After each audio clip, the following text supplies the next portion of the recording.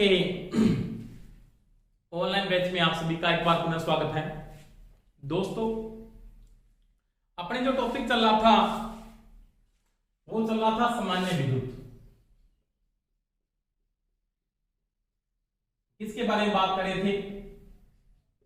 सामान्य विद्युत के बारे में बात कर रहे थे। दोस्तों, एक सभी को मैं न्यूज दे देता हूं। जो बच्चे ऐप के अंदर ऐड है, जो ऑनलाइन ऐप के अंदर आप ऐड हो,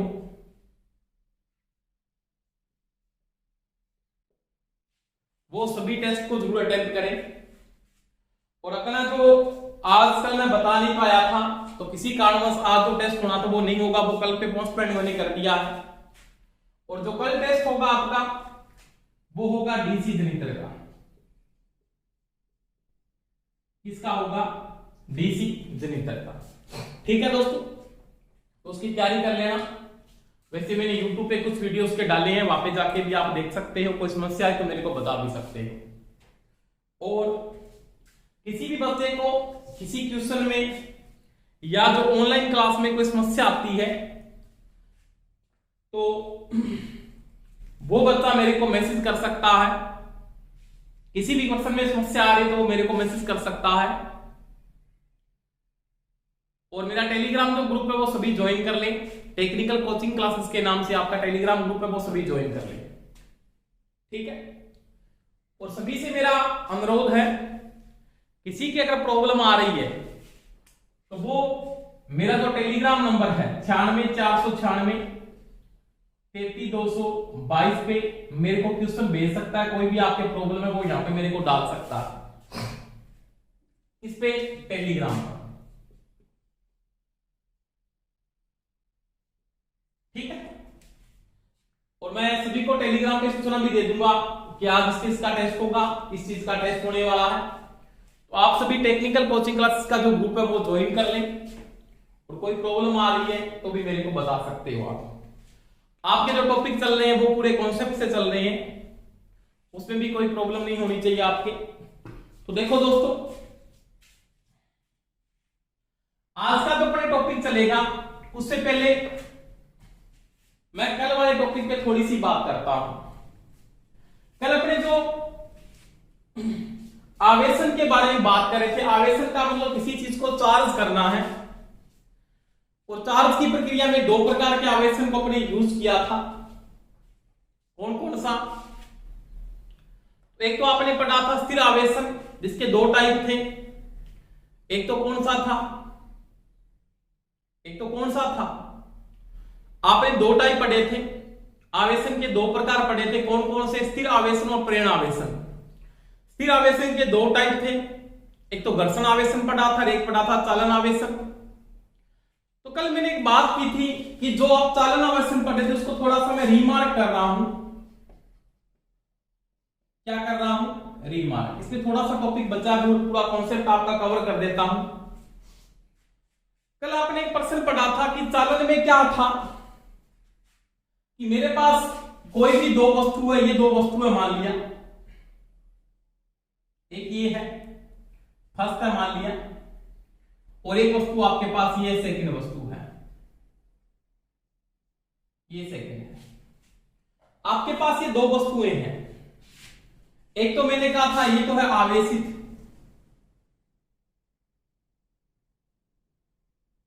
क्या है? आवेशित। और एक क्या थी? अनावेशित। क्या थी? अनावेशित।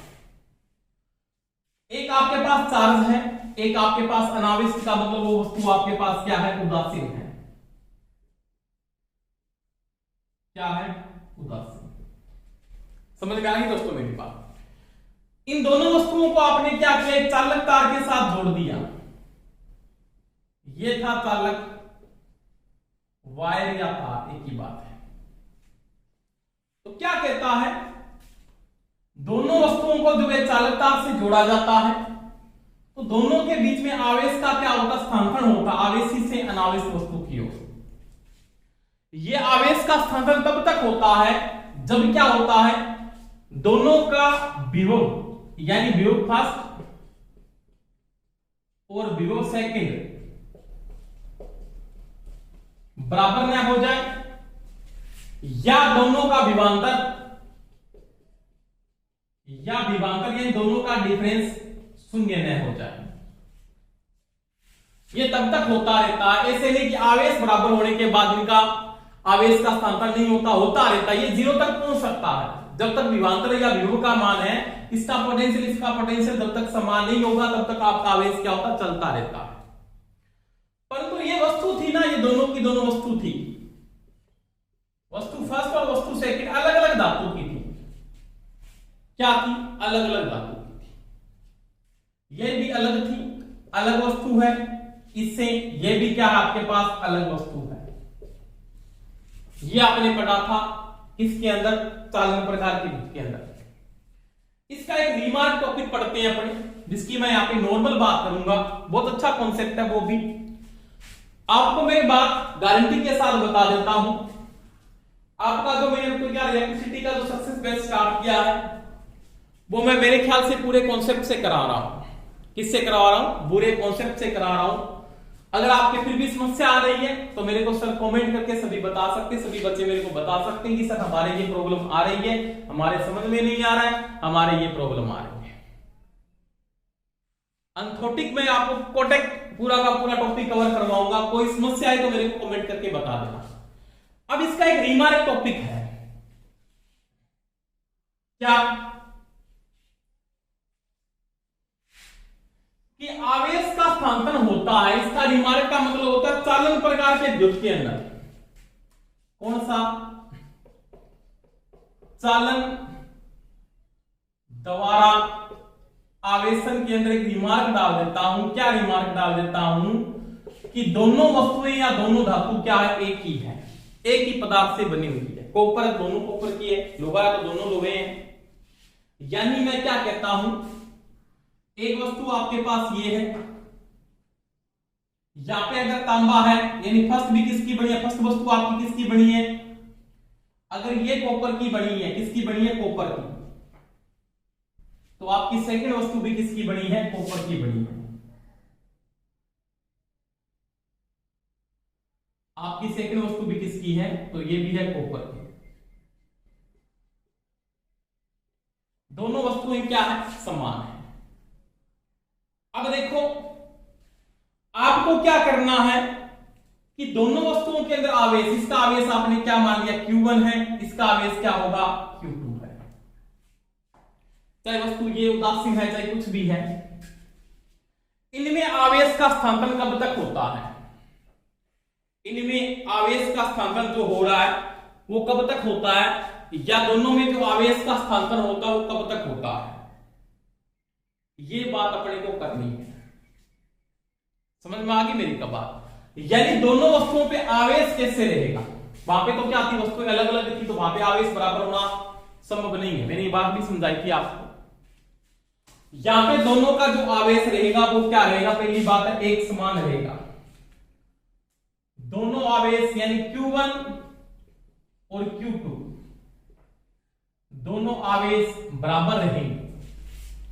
आवेश का स्थानांतरण जब तक होगा जब दोनों का आवेश क्या हो? एक समान हो जाए। क्या हो जाए? एक समान, बराबर हो जाए। जैसे कुछ भी मान लेते हो आप।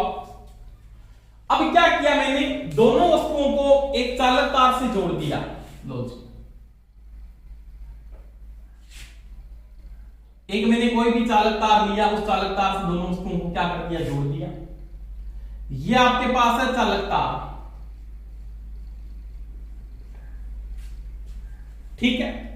अब दोनों का जो तुल्य आवेश होगा यानी Q1 का मान या जो Q2 का मान होगा वो दोनों क्या होंगे? असमान होंगे, एक समान होंगे। असमान नहीं, एक समान। और उनकी जो वैल्यू आएगी वो किसके बराबर आएगी? तो वो आप क्या लिखोगे? दोनों का क्या लेंगे? औसत लेंगे, आधा कर दो। यानी क्या लिखोगे? इसका जो मान आएगा, इसका जो Q1 का मान आएगा ना वो किसके बराबर आएगा? वो आएगा Q1 प्लस Q2 बटा में 2, चाहे कुछ भी मान। यानी दोनों का मान क्या होगा? बराबर होगा। चाहे इसका मान माइनस है, इसका प्लस है, चाहे इसका 0 है, चाहे इसका धनात्मक है, वो पड़े कोई लेना देना नहीं है। ये इंपॉर्टेंट टॉपिक है, इसको मैंने रिमार्क डाला है, ये दिमाग पे लेना, रिमार्क लिख लेना। आपको प्रश्न में कैसे पूछ सकता है वो ध्यान रख लेना, कैसे प्रश्न पूछ सकता है। दो वस्तुएं हैं परंतु दोनों में धातु क्या है, समान है, एक का आवेश ये दूसरे का आवेश ये, तो दोनों के बीच में जो आवेशन होगा या दोनों का जो आवेश होगा वो कितना होगा, तो वो किसके द्वारा निकालेंगे, Q1 का मान आएगा Q1 प्लस Q2 बटा में 2 होगा। अगर आप Q2 का मान निकालते तो उसका मान भी किसके बराबर आएगा, तो Q2 का मान जो आएगा वो भी इसके बराबर आएगा, Q1 प्लस में Q2 बटा में 2। समझ में आ गई दोस्तों मेरी बात या नहीं आई? अगर मैं मानता हूं, यहां पे आपने कोई न्यूमेरिकल करके देखना है, न्यूमेरिकल के द्वारा आपके समझ में आ जाएगी बात। जैसे इस Q1 का मान आपके पास 4 कूलम है, कितना है 4 कूलम। Q2 का मान आपके पास मान लिया कि -2 कूलम है। तो दोस्तों ये दोनों क्या एक ही धातु के, ये भी कॉपर है और वो भी क्या है कॉपर है। अब देखो Q1 का मान आवेश कब तक स्थानांतरित होता है, तो आवेश की वैल्यू क्या है, आपको प्रश्न में ये पूछेगा। Q1 व Q2 का मान, Q1 का मान 4 कूलम, Q2 का मान -2 कूलम है। दोनों वस्तुएं एक ही धातु की बनी हुई है, दोनों को चालकता से जोड़ देते हैं, तो दोनों वस्तुओं पे आवेश का मान ज्ञात कीजिए। Q1 व Q2 का मान कितना होगा, तो Q1 का मान इसके बराबर आएगा, Q2 का मान इसके बराबर, इसका मान Q1 और Q2 का मान क्या आएगा, बराबर आएगा। वो मैंने वहां पे लिख दिया। समझ में आ गई दोस्तों मेरी बात? अब देखो Q1 का मान निकाल, मैंने कहा आवेश कैसे निकालता, आवेश का बीजगणितीय योग होता है, सीधा जोड़, उसके निशान के साथ या उसके मार्क के साथ। जैसे आप क्या निकालोगे, Q1 का मान जो निकालोगे तो Q1 का मान क्या आएगा, प्लस के 4 कूलम प्लस का निशान, उसके बाद देखो प्लस के निशान के बाद Q2 की वैल्यू जो आ रही है वो कितनी आ रही है, Q2 का मान कितना आ रहा है आपके पास, तो Q2 की जो वैल्यू आ रही है वो कितनी आ रही है, -2 कूलम, -2 कूलम। अब देखो Q1 का मान आपके पास प्लस का 4 कूलम है, बीजगणितीय योग का मतलब सीधा जोड़ में लिख रहा हूं यहां पे, और Q2 का मान आपके पास क्या चिन्ह के साथ लिखा -2 कूलम बटा में 2। इसका मतलब आप हल करोगे तो क्या आ जाएगा, 4 प्लस माइनस को प्लस से गुणा करोगे माइनस बटा में 2, इसका मतलब 2 बटा 2 इसके तो क्या आएगा 1 कूलम, क्या आएगा 1 कूलम। अब 1 कूलम किसका आ रहा है, प्लस का आ रहा है, जिसका मतलब आवेश का स्थानांतरण तब तक होगा जब तक दोनों का आवेश क्या हो, 1 कूलम न हो जाए। क्या नाम है दोस्तों, 1 कूलम। तो ये मैंने किसकी बात की, रिमार्क है, थोड़ा ध्यान रख लेना। अगर वस्तुएं समान है उन दोनों में आवेश का स्थानांतरण तब तक होगा जब दोनों के आवेश क्या हो, तुल्य न हो जाए, यानी आवेश दोनों का क्या हो जाए, एक समान हो जाए, तब तक आवेश का स्थानांतरण होता रहता है। परंतु वहां पे क्या था, आवेश का स्थानांतरण तब तक होता है जब वस्तुएं असमान वस्तुएं जुड़ती है एक दूसरे के साथ। एक आवेशित एक अनावेशित वस्तु जब आप एक दूसरे के साथ जुड़ती है, आवेश का स्थानांतरण तब तक होता है जब तक दोनों का पोटेंशियल डिफरेंस यानी विभवांतर बराबर न हो जाए, सॉरी विभवांतर 0 न हो जाए और विभव समान न हो जाए। तो ये दोस्तों मैंने किसकी बात की थी, चालन प्रकार के आवेश को रिमार्क किया है। इसमें अगर वस्तुएं समान है तो आवेश का स्थानांतरण तब तक होगा जब दोनों में क्या हो, दोनों में क्या हो, आवेश इक्वल न हो जाए। ठीक है, अब देखिए समझ में आ गया होगा, कोई समस्या तो कमेंट करके बता दीजिए।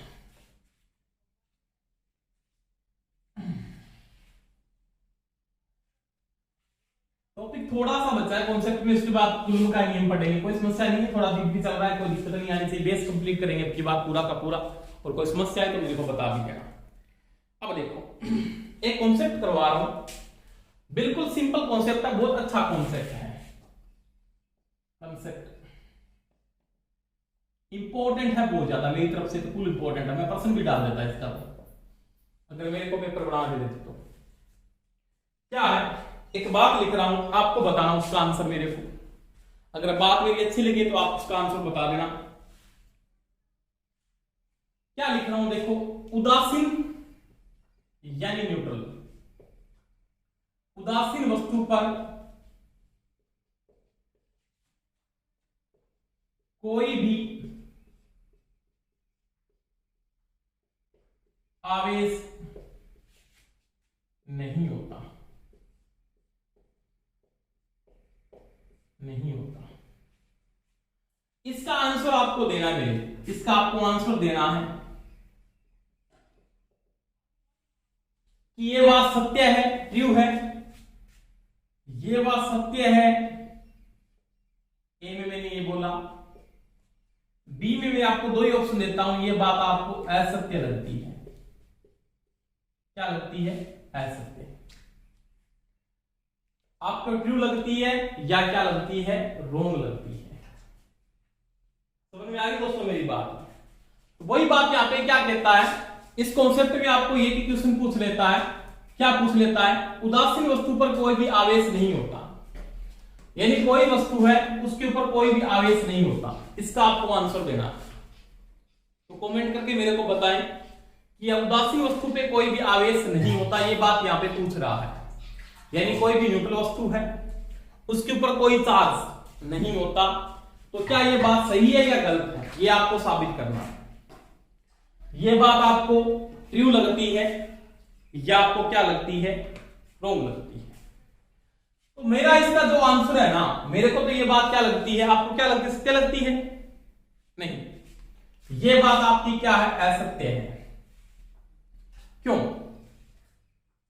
ये बात आपकी क्या है? असत्य। ऐसा प्रश्न अगर आ जाए तो लगभग आप क्या करोगे? गलत करोगे, क्योंकि इसने ये पूछा है उदासीन वस्तु पे कोई भी आवेश नहीं होता, इसने ये नहीं पूछा।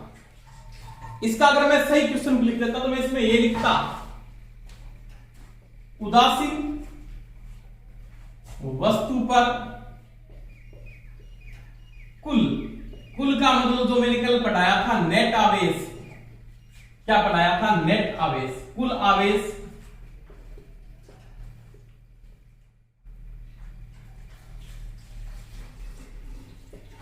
शून्य या नहीं होता, नहीं होता है। यानी मैं ये लिख सकता हूं आवेशित वस्तु पर कोई भी आवेश, उदासीन वस्तु पे कोई भी आवेश नहीं होता।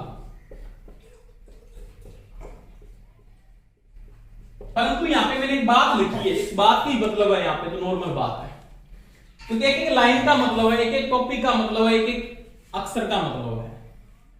ये क्या बोल रहा है यहां पे कि उदासीन वस्तु पे कोई भी आवेश नहीं होता, ये तो बात गलत है। हाँ, ये क्या बोल रहा है कि उदासीन वस्तु पे कुल आवेश नहीं होता,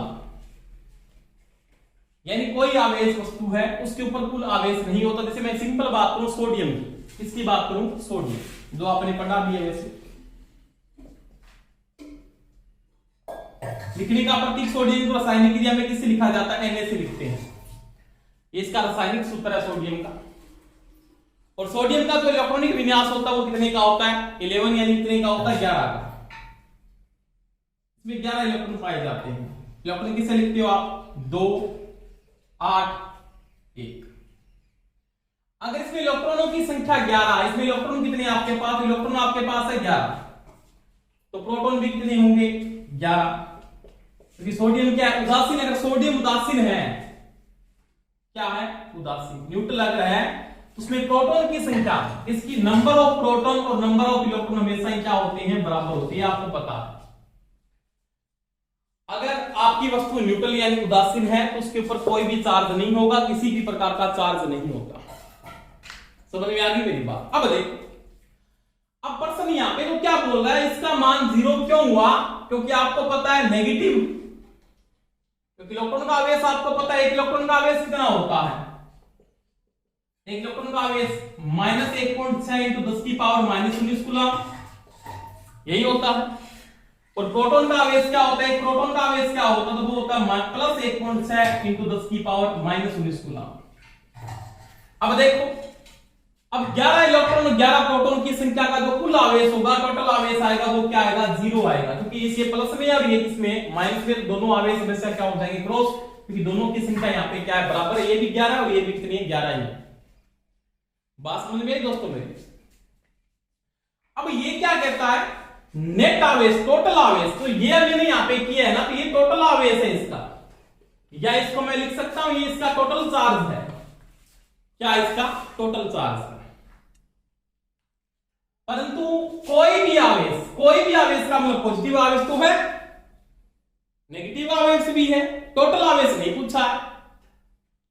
हाँ, इस लाइन के अंदर ने कोई भी आवेश पूछा, कोई का मतलब तो वो ये पूछ सकता है इलेक्ट्रॉन का आवेश कितना, इलेक्ट्रॉन पे तो आवेश है यहाँ पे, इलेक्ट्रॉन पे तो आवेश है नेगेटिव का, प्रोटॉन में आवेश कौन सा है, नेगेटिव पॉजिटिव का है। कुल आवेश पूछता तो मैं ये बोलता कुल आवेश नहीं होता, यानी कुल आवेश क्या होता, शून्य होता है, परंतु कोई भी आवेश होता है। ये चीज बात इसकी क्या है, ऐसा क्या, ये आपको कॉन्सेप्ट समझ में आ गया होगा। दोनों में डिफरेंस है दोस्तों, और पूरा मैंने इस चीज को आपको खोल के बताया है। अगर ये क्वेश्चन एग्जाम में आ जाता है तो जो बच्चे ए पे है ना उनका ही सही होगा, 90% बच्चे इस प्रश्न का उत्तर क्या करेंगे, गलत करेंगे, मेरी गारंटी है आपसे, मैं लिख के देता हूं।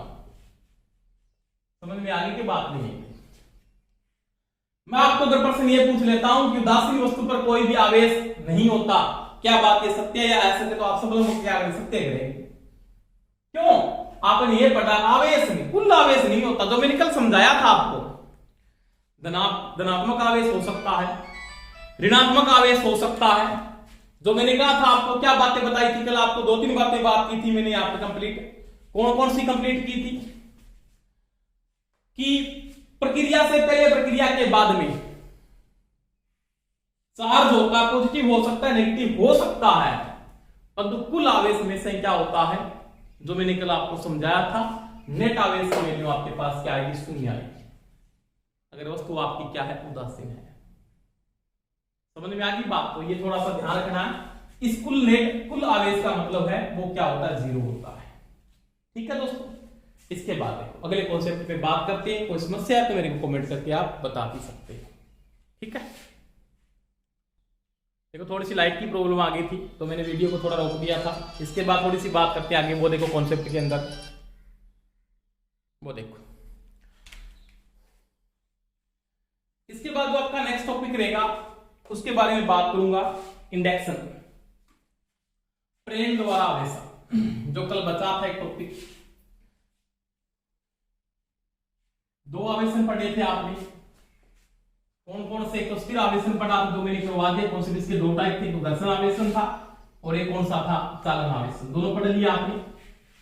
अब इसका अगला जो टॉपिक है वो है प्रेरण द्वारा आवेशन।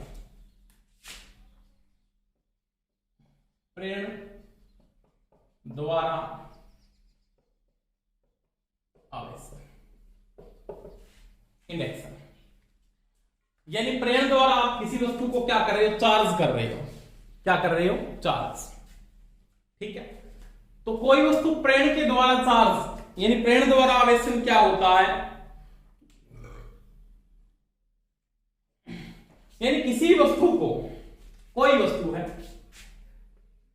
किसी वस्तु को बिना स्पर्श करे,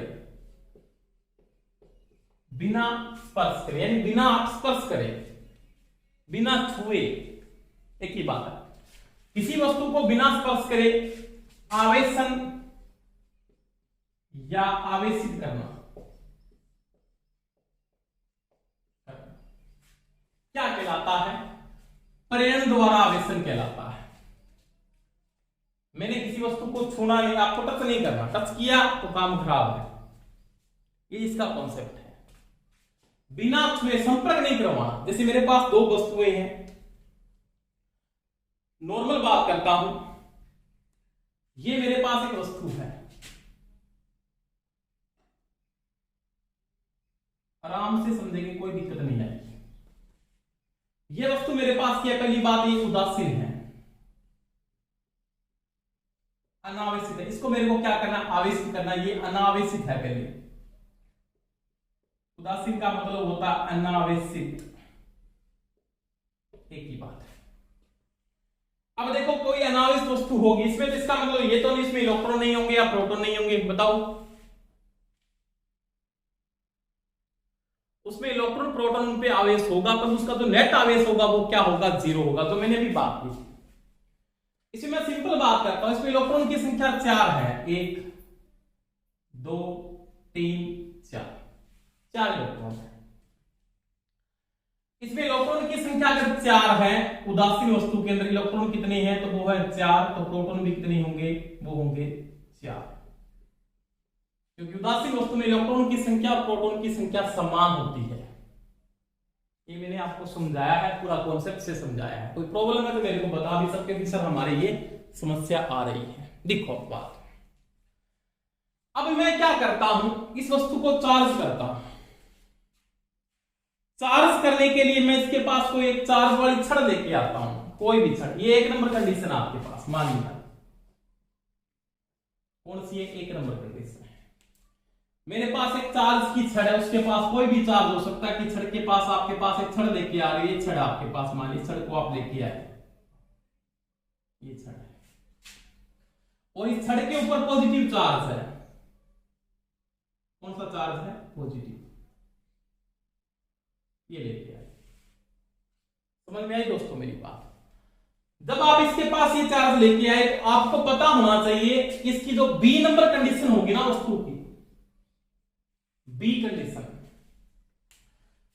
उस वस्तु में बी कंडीशन पे क्या होगा, क्योंकि मेरे को पता है यहां पे इस कंडीशन के अंदर अगर इलेक्ट्रॉन 4 है तो प्रोटॉन की संख्या कितनी होगी? तो 4 होगी। प्रोटॉन भी क्या है इसके अंदर? 4 है। तो 4 इलेक्ट्रॉन 4 ही प्रोटॉन है। तो आपको पता लग रहा, साइन से मैंने बता दिया है।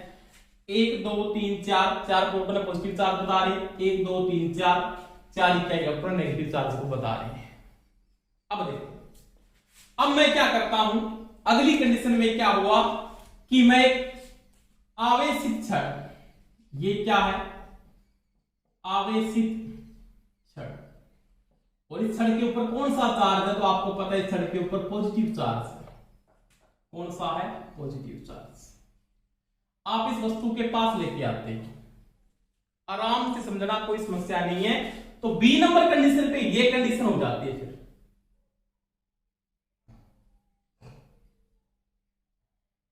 आपकी वस्तु इस कंडीशन पे पहुंच जाती है। कौन सी? क्या होता है आपको समझा देता हूं थोड़ा सा। ये आपकी छड़ थी जो आप इसके नजदीक लेके गए, ऐसे इसके नजदीक आप लेके गए, प्लस वाली छड़ ऐसे आप इसके नजदीक लेके जाते हो।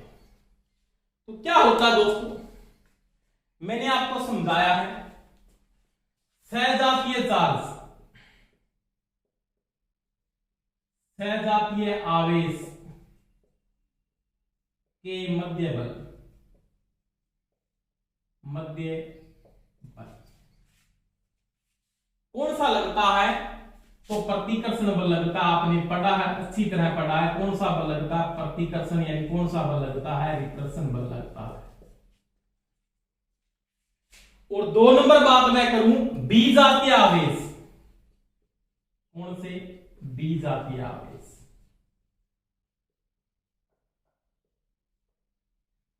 के मध्य बल कौन सा लगता है? तो वो लगता है आकर्षण बल। कौन सा लगता है? अट्रैक्शन बल लगता है। परंतु यहां पे एक बात को ध्यान रखना पड़ेगा, इस वस्तु को का जो स्टैंड होगा, ये इसका स्टैंड है, मान लिया। क्या इसका स्टैंड है? वो होना चाहिए ऊर्चालक से बना हुआ। क्या होना चाहिए? ऊर्चालक से। बता दूंगा बात, यानी इसका जो स्टैंड है वो किससे बना हुआ है? वो बना हुआ है ऊर्चालक से। किससे बना हुआ है? ऊर्चालक से। क्यों? क्योंकि अगर ये चालक से बना होता तो वो अगर भूमि के साथ, अगर विभव भूमि के साथ अगर जुड़ जाता तो भूमि के अंदर आवेश स्थानांतरित कर लेता। ये चीज का ध्यान रखना, क्योंकि भूमि किसी भी प्रकार के आवेश को ग्रहण कर सकता है, उसको डिस्चार्ज कर सकता है, उसको समाप्त कर सकता है। आपको पता ही, क्योंकि भूमि का पोटेंशियल कितना आपको पता होना चाहिए। अर्थ का जो विभव होता है, भूमि का जो विभव होता है ना, वो सभी को पता है कितना होता है? 0 होता है। ये ध्यान रखना थोड़ा सा, अर्थ या भूमि का विभव।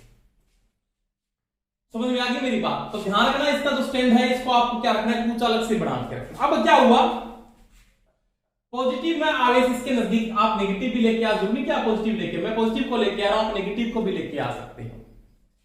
जब मैं इसके पास पॉजिटिव आवेश को लेके आता हूं तो क्या होता है? प्लस से प्लस क्या होता है? प्रतिकर्षण। इसका मतलब प्लस वाला तो आवेश चला जाता है, यहां पे दूर हट जाता है, ऐसे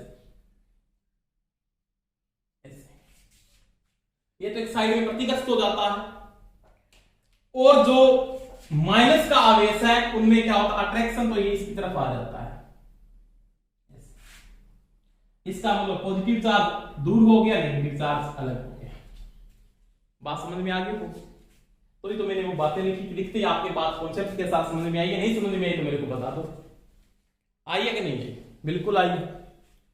अब देखो ये 1 नंबर कंडीशन है, ये 2 नंबर कंडीशन है। 3 नंबर कंडीशन पे क्या होता है कि 3 नंबर कंडीशन पे आपके पास एक कंडीशन हो जाती है। और देखो 3 नंबर कंडीशन पे यानी सी कंडीशन पे आप क्या करते हो वो देखो, ये वही वस्तु है, ये लो, इसको मिटा देता हूं नीचे से, ये मिटा देता हूं।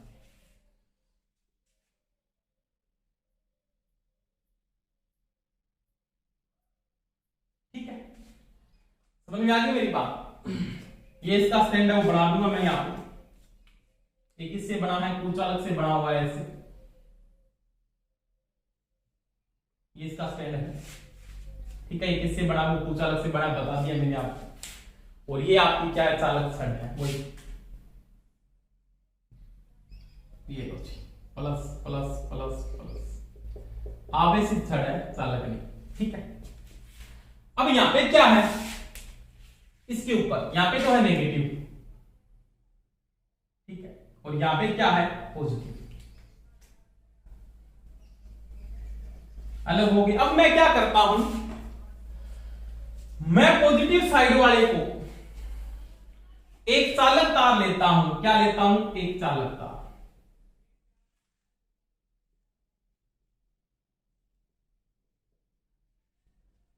और उसके द्वारा इसको क्या कर देता हूं, भू संपर्कित कर देता हूं।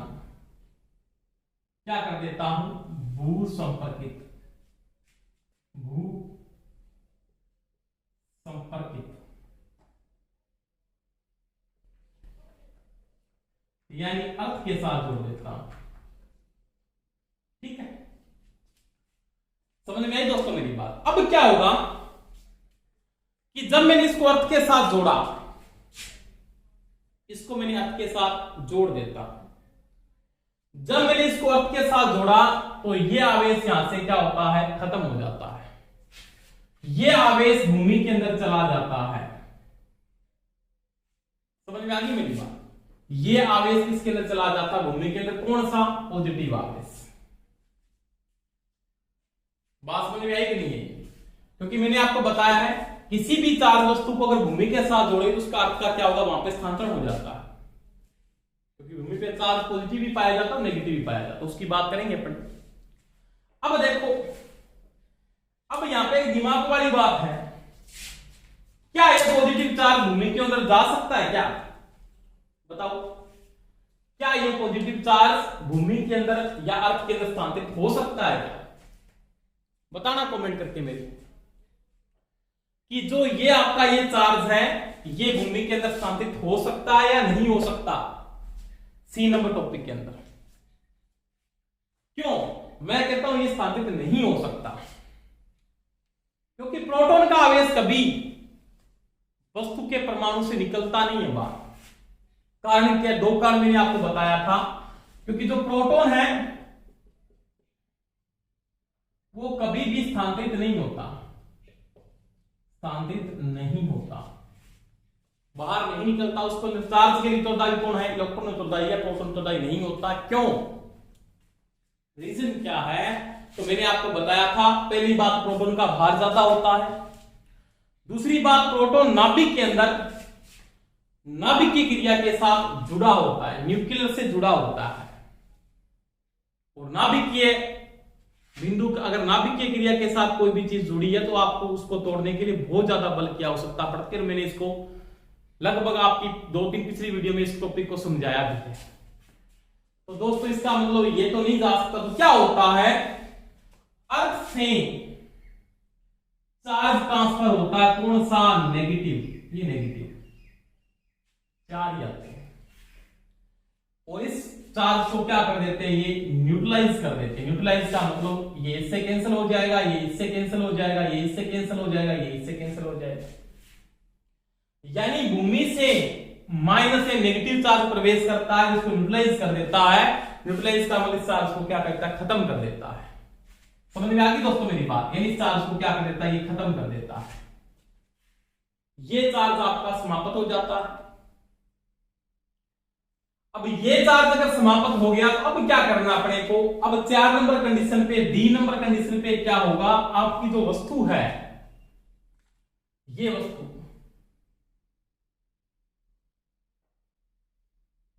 इसके ऊपर ये स्टैंड लगा हुआ है, इसको मैं इसका शॉर्ट बनाता हूं, स्टैंड है इसका बना हुआ। जैसे आपने ग्रीन से बनाया तो मैं ग्रीन से बना देता हूं, दोबारा से कंफ्यूज मत हो जाना थोड़ा सा। ये इसका स्टैंड है नॉर्मल। अब देखो यहां पे कौन सा चार्ज बचा, नेगेटिव बचा। ये इसमें कौन सा चार्ज है, नेगेटिव बच गया, ये नेगेटिव चार्ज है। पॉजिटिव चार्ज यहां से क्या हो गया, न्यूट्रलाइज हो गया। कहां से आया, अर्थ से नेगेटिव चार्ज को न्यूट्रलाइज कर दिया, पॉजिटिव चार्ज खत्म हो गया, वस्तु क्या हो गई, आपकी आवेश हो गई। परंतु अब क्या हुआ, यहां पे जो आपकी आवेशित छड़ है, इसको हटाना नहीं है, स्टार्ट से लेके अंत तक आपको हटाना नहीं है। अगर आपने हटा दिया ना तो आपकी इतनी मेहनत क्या हो जाएगी, बेकार। स्टार्टिंग से लेकर आपने उसको स्थिर कर दिया तो एक बार उसको रोक के रखना है।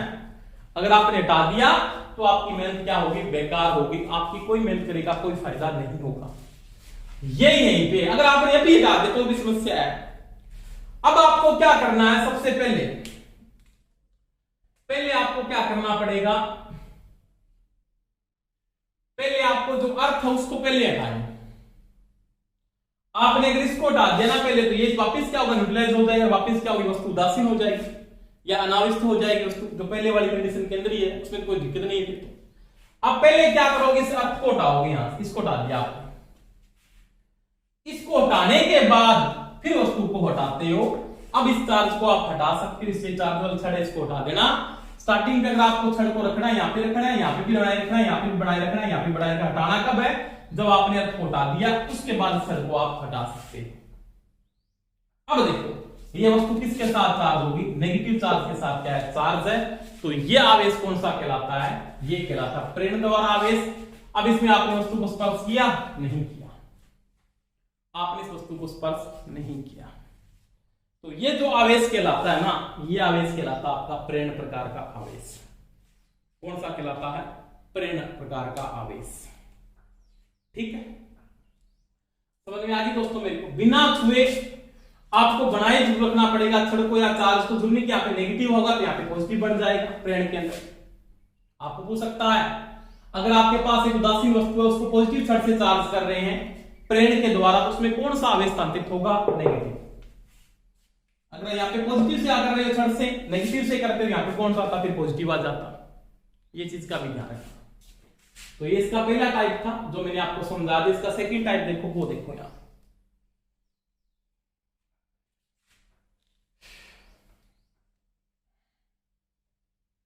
आवेशन की 2 नंबर विधि, सेकंड विधि की बात करता हूं प्रेरण टाइप के अंदर। ठीक है, 2 नंबर।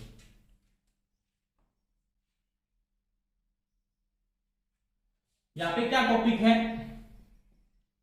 2 गोलों को प्रेरण द्वारा एक साथ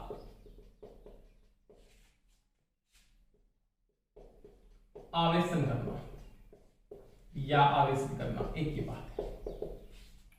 ठीक, इसमें कोई समस्या नहीं होगी आपके पास, वही बात है। ये 2 गोले हैं आपके पास, दोनों एक ही वस्तु से बने हुए, मान लीजिए एक ये है,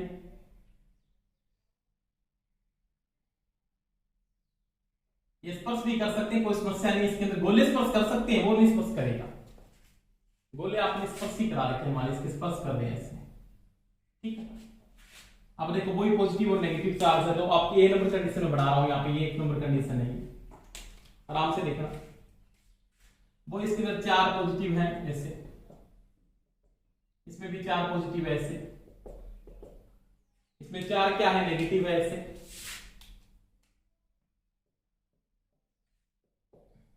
ठीक है, ए नंबर कंडीशन। अब क्या हुआ, अब आपने क्या किया, बी नंबर कंडीशन में यहां पे बना देता हूं इसकी बी नंबर कंडीशन। अब 2 गोले थे, इनको स्पर्श करवा दे, गोलों को स्पर्श करवा सकते, दोनों के दोनों क्या उदासीन गोले हैं, ये क्या है उदासीन है, ये भी उदासीन है और ये भी क्या है उदासीन है, दोनों के दोनों उदासीन है। अब क्या हुआ अगली कंडीशन पे देखो, अगली वाली कंडीशन पे क्या हुआ, इन दोनों को मैं 4 छड़ के पास लेके चला गया ऐसे,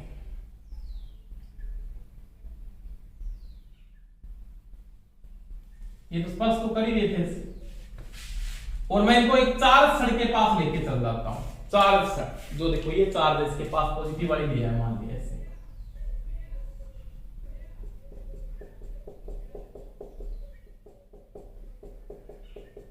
ठीक है।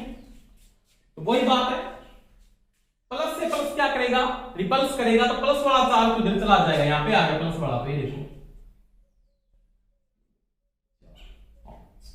6 और ये 8, क्योंकि 8 है ना, 4 और 4 8, और माइनस वाला क्या करेगा अट्रैक्शन करेगा, यानी क्या करेगा अट्रैक्शन, तो वो कहां पे आ गया, वो यहां पे आ गया, 1 2 3 4 5 6 7 8, अलग अलग ट्रांसफर हो गए। इसमें कौन सा आ गया नेगेटिव आवेश आ गया, इसमें कौन सा आ गया पॉजिटिव आ गया, ठीक है, समझ में आ गई दोस्तों मेरी बात। एक पे तो कौन सा आ गया पॉजिटिव आ गया और एक पे कौन सा आ गया नेगेटिव आ गया। अब क्या हुआ प्रेरण के आवेशन के द्वारा आप क्या करते हैं, दोनों वस्तुओं का अलग अलग कर, दोनों के दोनों यहाँ पे जो आपका है ना ये आधार, ये तो स्टैंड होना चाहिए, वो किससे बना होना चाहिए, स्टैंड कुछ अलग का ही होना चाहिए, चीज का ध्यान रखना, ये भी स्टैंड इसका कुछ अलग है, ये भी स्टैंड इसका भी क्या है कुछ अलग। अब आप वस्तुओं को क्या कर दो, चार्ज हटाने से पहले वस्तुओं को क्या कर दो अलग अलग कर दो, क्या कर दो अलग अलग, ठीक है। अब एक पे तो कौन सा चार्ज आएगा, इसके ऊपर तो आ गया कौन सा, देखो पॉजिटिव आ गया, के ऊपर तो ये तो वस्तु पॉजिटिव के साथ चार्ज हो गई ऐसे 5 6 7 8, इसके ऊपर तो कौन सा आ गया पॉजिटिव आ गया अलग करने के बाद, और इसके ऊपर कौन सा आ गया एक पे नेगेटिव आ गया, 1 2 3 4 5 6 7 8, इसके ऊपर कौन सा आ गया नेगेटिव। दोनों की दोनों वस्तु क्या होती है चार्ज हो जाती है, आवेश कौन सा कर, दो गोले एक साथ चार्ज करना यहाँ पे नहीं, तो अब क्या आवश्यकता पड़ी, मैं आपको वहां पे आपके साथ जोड़ने की आवश्यकता पड़ी, तो ये आपका कहते हैं दो गोलों के साथ वस्तु को क्या करना आवेशित करना। समझ में आ गई दोस्तों मेरी बात। तो ये जो आवेश है वो कौन सा आवेश कहलाता है, प्रेरण के द्वारा आवेश किस प्रकार से कर रहे हो वो मैंने बता दिया है। तो ये क्लासें आपकी ऑनलाइन ऐप पे चल रही है, ऐप पे ऑनलाइन क्लासें चल रही है, पूरा टॉपिक और पूरा कॉन्सेप्ट मैं कवर कर रहा हूं, ठीक है दोस्तों। और मैं आज इस क्लास को यूट्यूब पे भी डाल रहा हूं, तो आप देख लेना, और जिन्होंने कोर्स को परचेज नहीं किया वो कोर्स को परचेज कर ले, ठीक है। अभी तो आपका कोर्स बिल्कुल सस्ता ही चल रहा है, कोई समस्या नहीं है। तो ये मैं क्लास आज यूट्यूब पे भी डालूंगा और वहां पे आपकी ऐप के अंदर भी डाल देता हूं, ठीक है। अगली वाली जो क्लासेस की कॉन्सेप्ट के साथ चल रही है वो किस पे आएगी, ओनली फॉर ऐप पे है, ठीक है दोस्तों। थैंक यू सभी को, बेस्ट ऑफ लक सभी को, और जय हिंद, ओके।